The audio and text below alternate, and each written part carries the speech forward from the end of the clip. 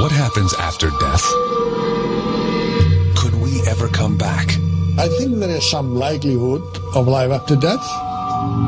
The answer may come from children, remembering a life before they were born. Our work provides evidence that we should strongly consider the possibility of reincarnation. Embark on a scientific search for evidence of reincarnation. Listen to the stories of these children who remember a past life.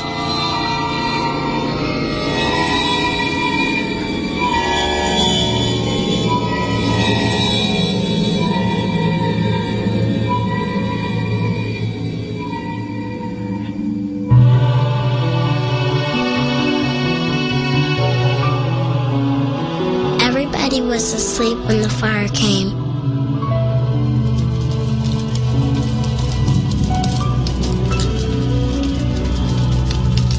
Mommy and Daddy could not get me out. I stayed with the fire. The fire was hot. I know Mommy and Daddy will be happy when I come back. The memory of a child, not of death, but of a new life. Is there life after death? An age-old question. At the University of Virginia in Charlottesville, scientists are investigating claims of reincarnation. For over 40 years, they have tried to explain the accounts of young children who speak of a past life. Stories like the one of this girl, who claims to have drowned and is now reborn. Or this 6-year-old boy, who thinks he used to be a New York policeman killed in the line of duty. Or this boy, who remembers having lived as his own grandfather. There are thousands of stories like this, and Dr. Jim Tucker has gathered many of them. We're investigating cases of very young children who spontaneously begin talking about previous lives. They usually begin between the ages of 2 and 3 and continue until the age of 5 or 6. We're looking at these cases to learn as much as possible about this phenomenon. Jim Tucker is preparing a research trip to meet one of his subjects, a child claiming to remember a past life.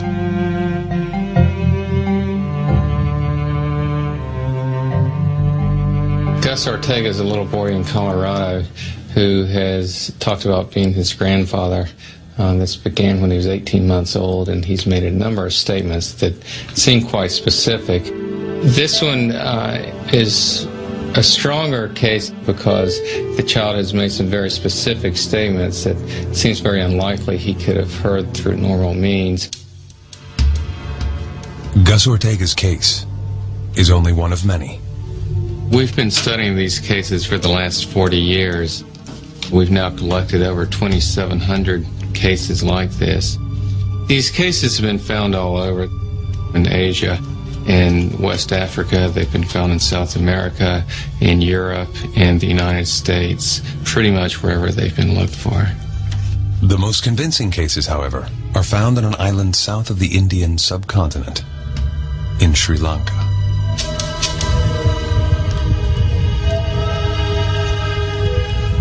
Sri Lanka, a mystical place. A place also where people believe strongly in reincarnation. Most of the island's inhabitants are Buddhists. One of the reasons may be why there are so many cases of children remembering a previous life.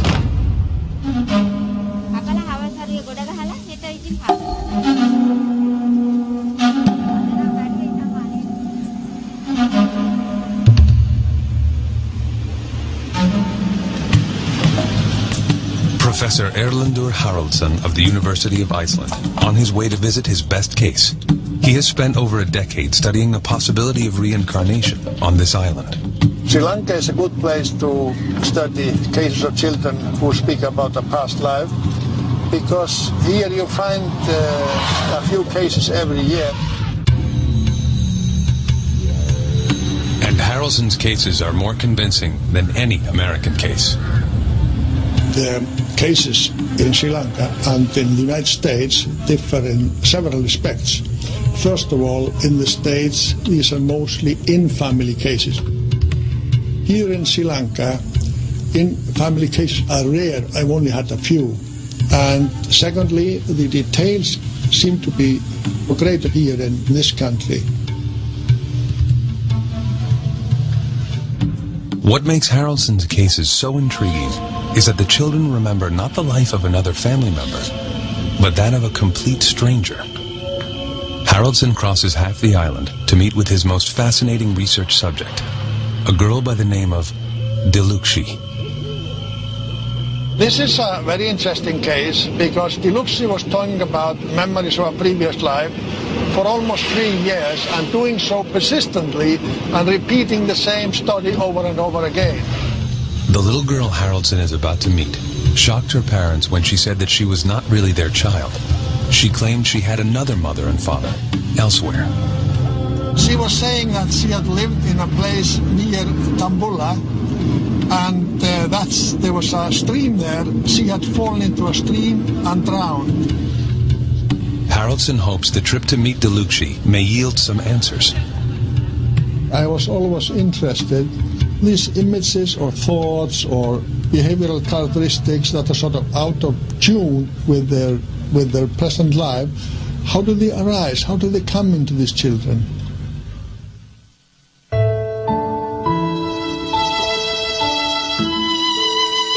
In a place not quite that far away,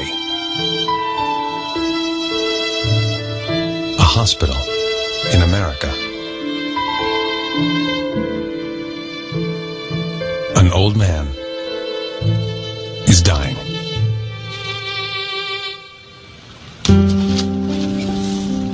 And a young boy believes he is this man reborn. Gus Ortega is a normal 6-year-old. Like most boys, he cherishes his time with his dad. Throw me the ball. But this relationship is different. Gus remembers that he played with his dad in a previous life. Only then, he was the father, and his dad was his son. This is the case that UVA scientist Jim Tucker is investigating. Whenever I go to see a case, I go with a certain amount of skepticism. I never go with the assumption that this is reincarnation. And that's also the same approach that I have with the work as a whole. We're here because this is an interesting phenomenon, so we're trying to learn as much about it as possible. Catch it! Oh, good job! Grandpa Augie died in 1993. His son Ron found him lying on the floor in his home. A stroke. Grandpa Augie died 5 hours later. He was a shopkeeper. He sold everything people wanted to buy, and he loved his family. But he never met his grandson, Gus. Gus was born 1 year after Grandpa Augie's death. One day, when he was just 1.5 years, Gus was alone in his room with his father. Ron came out and told me that he had just finished changing Augie's diaper, and that he looked right up at him and said, "You know, Dad, when I was your age, I used to change your diaper." I was flabbergasted, to be honest with you. I thought it was just kind of strange, especially the choice of words to say that phrase, "when I was your age," for this little 1.5-year-old toddler. I was saying Jason like that. He started talking about Grandpa, and just the little things he was saying that we knew he couldn't have known because he never met Grandpa. His grandfather died a year before he was born. So